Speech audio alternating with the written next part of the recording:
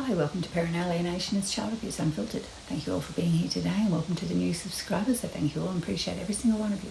Thank you for joining me. Today I'm going to do a quick discussion about grandparents' involvement in parental alienation, because there's quite a lot of grandparents out there that stick their nose into their adult children's relationships and can be quite heavily involved in parental alienation. Most times this is the nana or the grandma, the female of the grandparents, because most times males don't really get involved. It's more the women.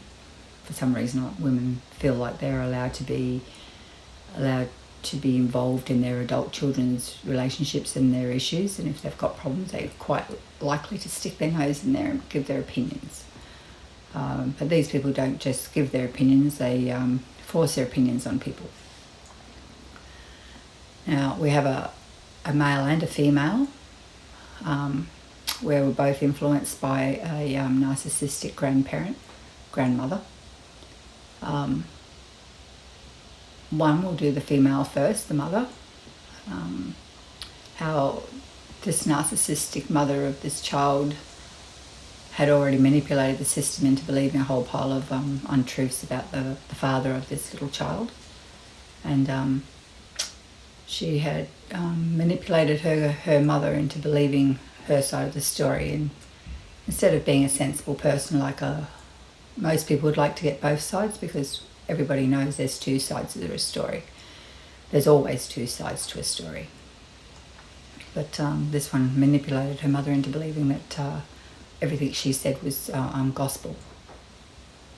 So this grandmother had gone into the legal fight for this child, for the access to this child, for this gentleman, and went in there and lied on a court stand.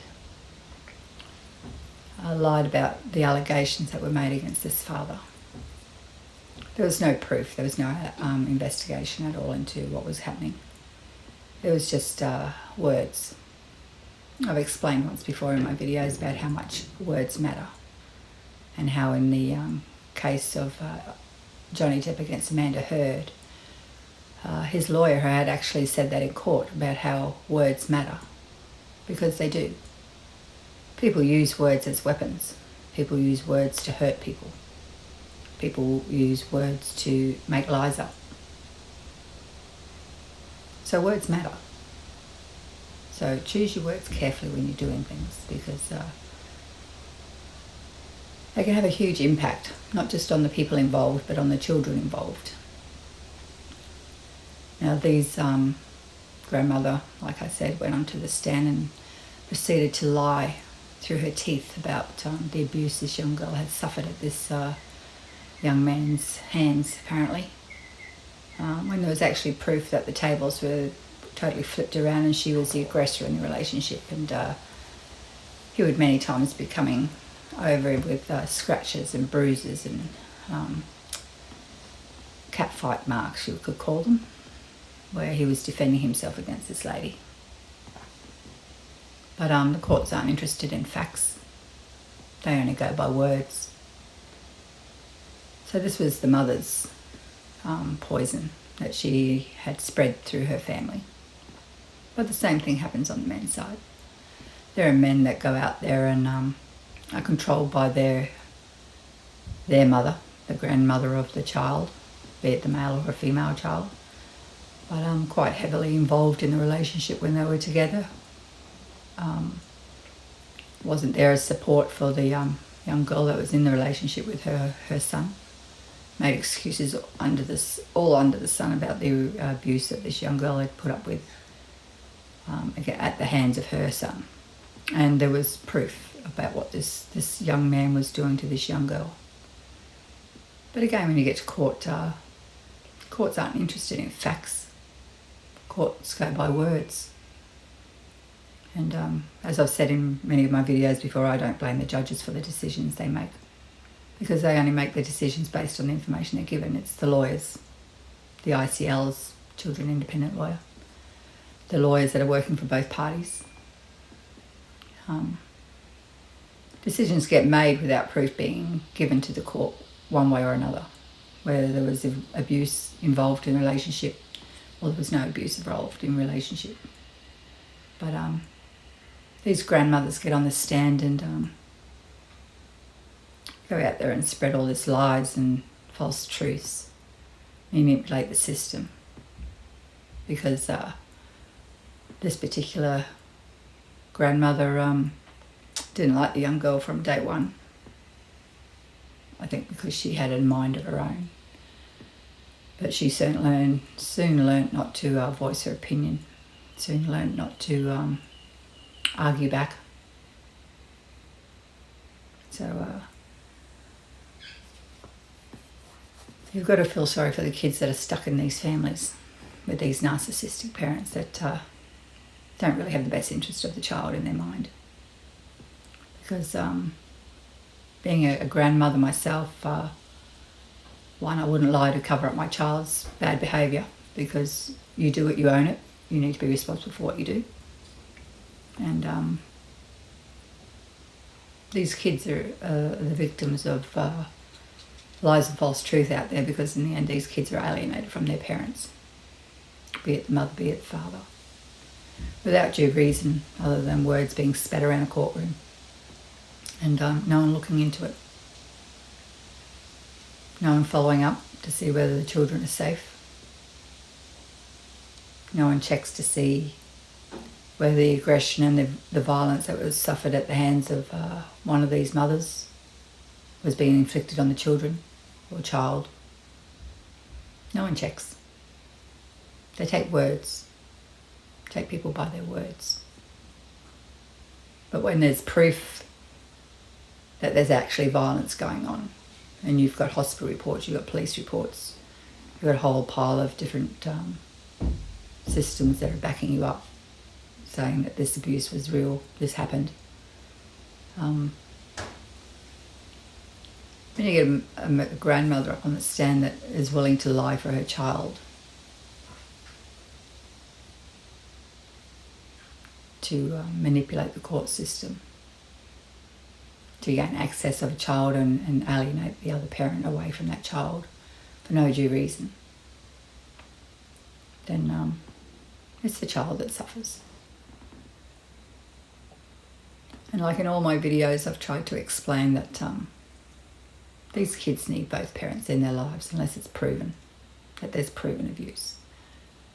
And in some cases it's proven and there's domestic violence going on, or there's SA happening. The courts will still give that parent the child, which baffles me. Why would you give a child to somebody you know does horrible things to that child? Yet there's a parent that words have been spoken about of hypothetically stuff being done when there's been no proof. No proof whatsoever, no investigation, nothing, just words. Yet they can take the child away from that parent. So the court system's pretty screwed up. And these grandparents play a part in that.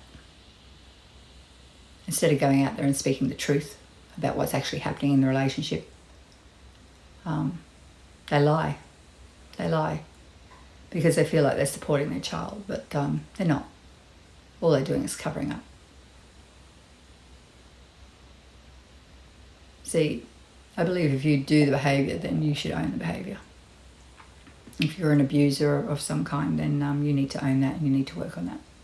And then you shouldn't be around the children if you're a danger to them. But you've done nothing wrong, yet you're being accused of horrible things. How do you prove your innocence? How do you prove innocence? We've had that discussion once before. Because it's hard to prove innocence when there's no crime. But the courts will make a decision based on lies from narcissistic parents.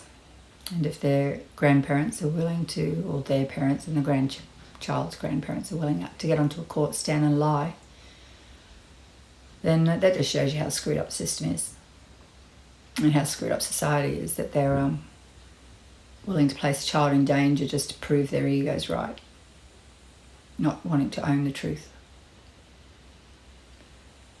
So there's a lot of narcissistic grandparents out there that have got a lot to answer for. But it all comes back. Like I've said before, these kids don't forget. These kids remember everything. And they remember if their parents are hostile or aggressive. They also remember if their grandparents are hostile and aggressive or control freaks, because there's a lot of control freaks out there.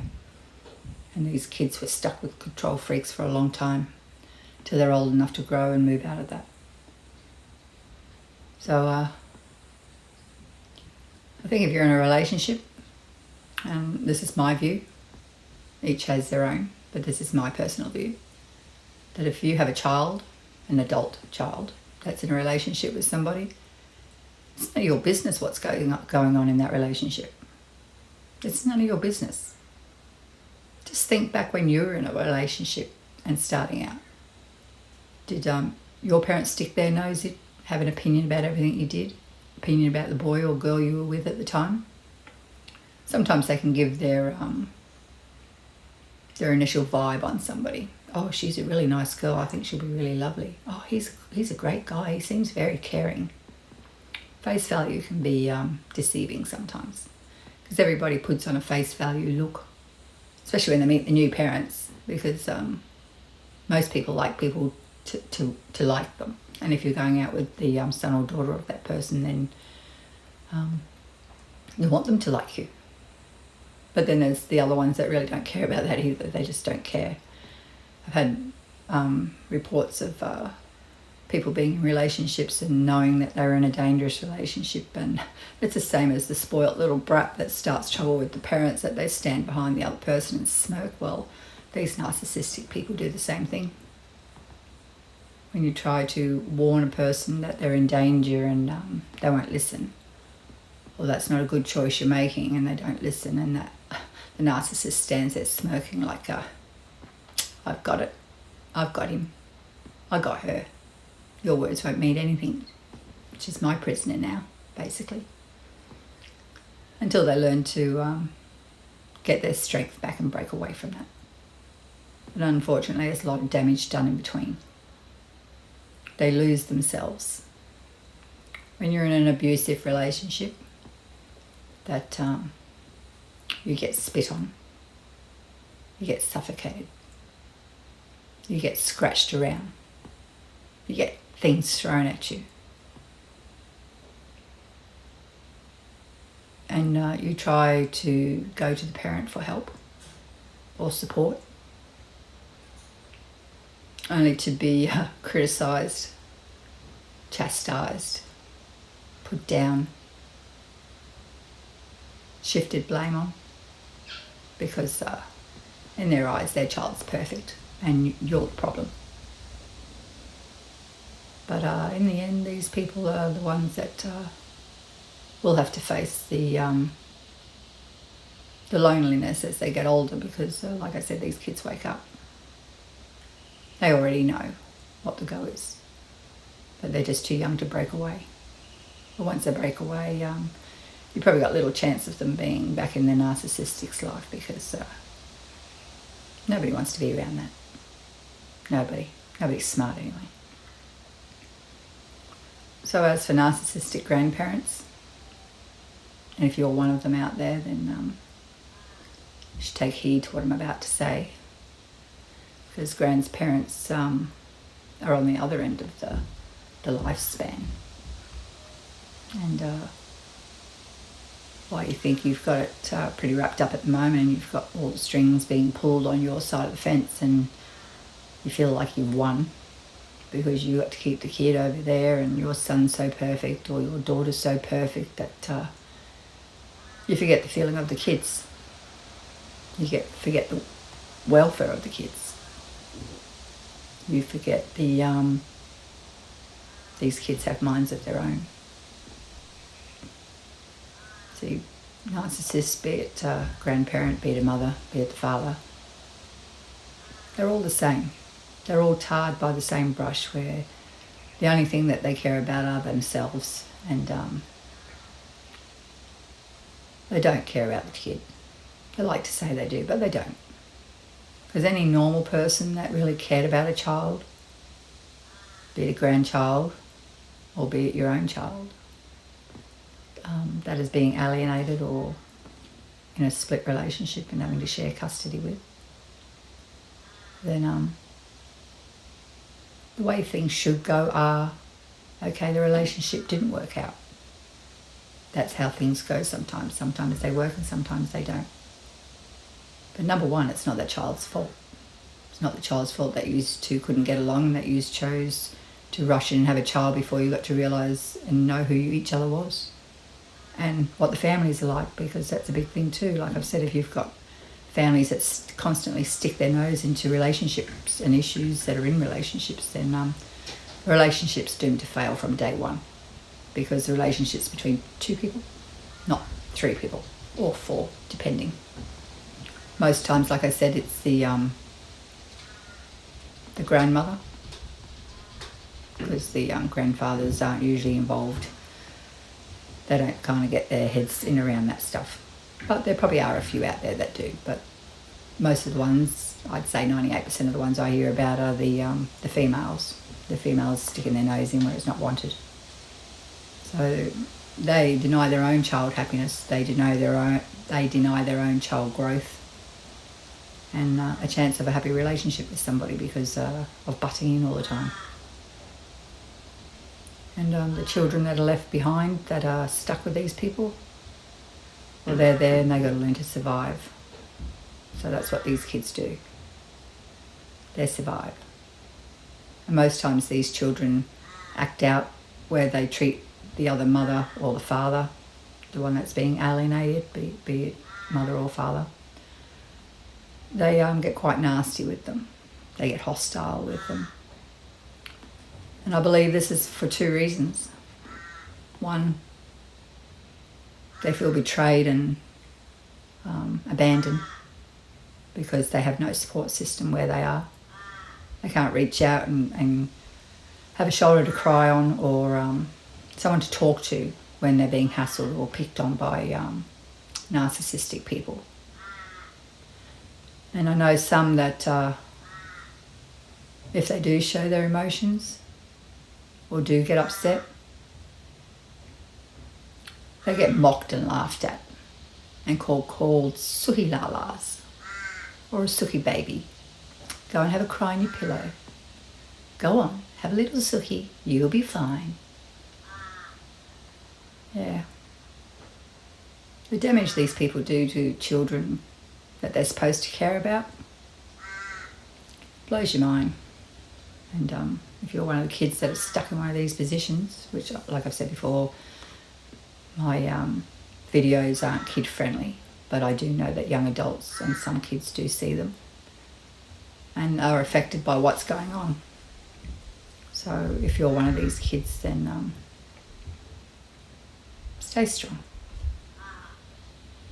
Just take each day as it comes and do your best not to make waves. You'll be old enough probably to realise the things that will push people's buttons to get them angry. The words that they don't like you using. Definitely don't speak of your other parent, because we all know that's an alarm and a red flag for them to fly off the handle at you for. And if you're having visitations with your parent, if you're lucky enough to be able to have visitation with your mother or your father, these kids learn not to talk about their weekend away or their day away with that parent, because like I've said before, these children come home and they get criticised and dragged through an emotional roller coaster of having to sit there and listen to not just the mother or the father of the child, but also the narcissistic grandparent bag out the parent. This has happened many, many, many times that I've heard of. And these people are supposed to be caring for the child, for the best interest of the child, best welfare of the child. These people do a lot of irreversible damage to the child. So grandparents out there, if you're a grandparent, don't stick your nose in where it's not wanted. Just focus on the child, enjoy the child, love that child.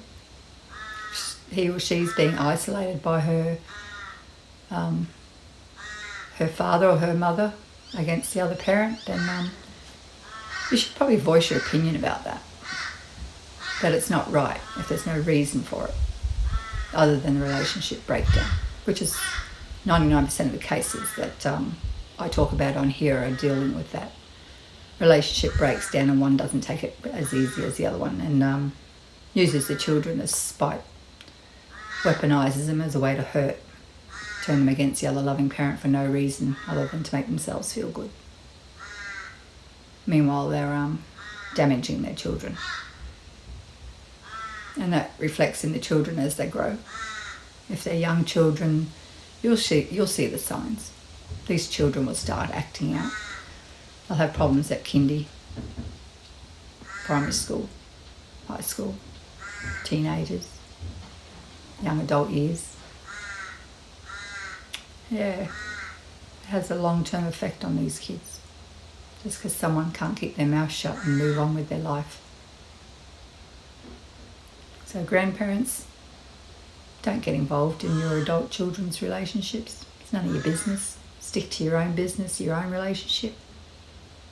Just appreciate and love the child when they come to see you. Don't fill it full of vile hate, just because you're full of vile hate. And the parents, the ones that have been alienated, this is a hard road to be on. It's a hard road to navigate. There's so many out there, so many parents alienated from their children for no reason. No reason. And these alienators don't just alienate the parents. They actually take the kids and move far away. So there's very little chance of the children having any contact with any part of the extended family, let alone the mother or the father. So it's not just the mother and father that lose out. It's the extended families, the other nanny and poppies, the cousins, the aunties, the uncles, nephews, nieces. There's a whole ripple effect that's affected by narcissistic people. And that needs to stop. Needs to stop. These kids deserve a happy life. It's hard enough going through a relationship breakdown with your parents, let alone being forced to choose one. Choose one family to be with. They don't get a choice, but ones they're stuck with, I should say, not choose to be with. While they're there, all they're doing is surviving and listening to all the vomit and vile hate that they spread about their mother or father, whoever it happens to be. So, just a quick one today about narcissistic grandparents and their involvement in parent alienation. I think you need to think twice. It comes back to education in schools. I strongly believe we need life skills. Skills for life or life skills. Means the same. Will have a huge impact on a child that learns it. They won't be manipulated, they won't be controlled. They'll have heart, which is a lot of what these people lack. They lack heart, they lack compassion, empathy. They're just selfish people. And unfortunately, their children are the ones that suffer for this. Anyway, just a short one today. Just want to do that one about narcissistic grandparents' involvement in parent alienation. Yeah. Heart breaks for these kids. They just want to be loved. They don't want to be in the middle of adult arguments, adult discussions. They certainly don't want to hear other people bag out their other parent that they don't even get to see. They have no memory of the lies they're being told about them, because that's what they are. They're lies. Anyway, guys, I'll leave it there for today. I thank you all again for being here. If you haven't already liked and subscribed, I'd welcome you to do so. Let's keep talking about this. Let's keep it growing. So many kids out there There's so many kids out there that need us. Need us all, not just me. Need us all to voice our concerns about what's going on and bring change. Anyway, guys, I'll catch you in my next one. See ya. Bye.